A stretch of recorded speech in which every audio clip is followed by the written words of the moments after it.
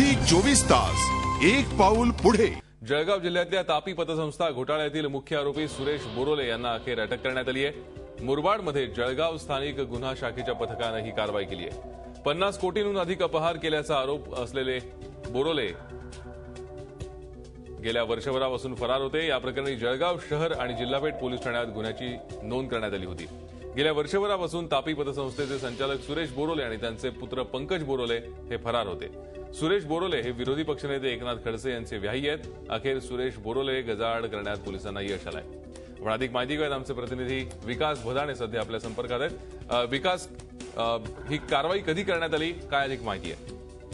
भूषण, आपल्याला माहिती आहे की जळगाव जिल्ह्यामध्ये गेल्या 3 वर्षापासून ज्या पतसंस्थांची परिस्थिती आहे ती अतिशय बिकट आहे।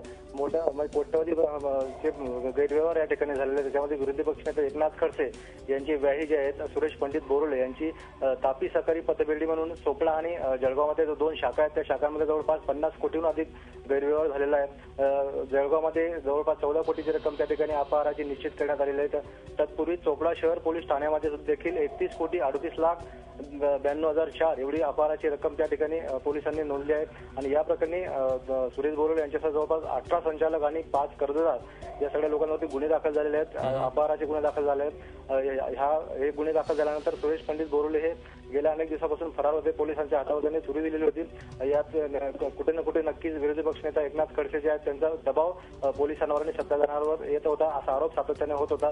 आणि अखेर वर्षभराच्या तपासानंतर आणि चौकशीनंतर पोलिसांनी आज सुरेश पंडित बोरोले यांना मुरबाडमधून अटक केलेली आहे। दुपारी 1 वाजता ही अटकेची कारवाई झालेली आहे। आणि जळगावच्या स्थानिक गुन्हे शाखेचे पोलिसांचं पथक त्या ठिकाणी अटकेसाठी गेलेलं होतं। मुरबाडमधल्या एका भागात त्यांना त्या ठिकाणी पोलिसांनी डिटेन केलेलं आहे आणि पोलिसांचं पथक आता त्यांना घेऊन जळगावला परत आहे।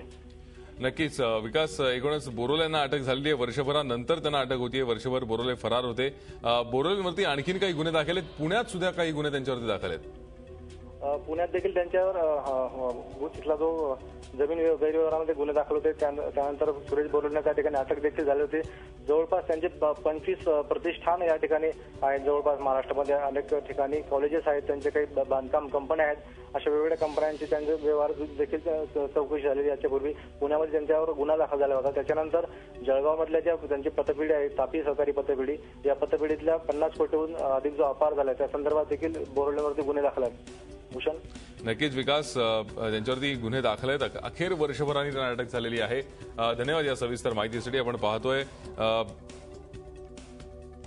सुरेश बोरोले यांना अखेर अटक झालेली आहे। सुरेश बोरोले हे गेल्या वर्षभरापासून फरार होते। अनेक गुन्हे त्यांच्यावरती दाखल आहेत। तापी पतसंस्थेतल्या घोटाळ्या प्रकरणी ते मुख्य आरोपी होते। त्यांना मुरबाडमधून अटक करण्यात आली आहे। झी 24 तास एक पाऊल पुढे।